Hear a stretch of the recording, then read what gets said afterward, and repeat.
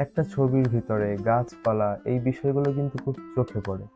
আজকের আমি আপনাদের দেখাবো আপনারা একটি গাছ কিভাবে পারফেক্টলি আঁকতে পারবেন। আমি এখন যে ছবিটি আঁকছি, বাংলাদেশের অধিকাংশ বাচ্চা কাচ্চারা এভাবেই গাছগুলো আঁকে।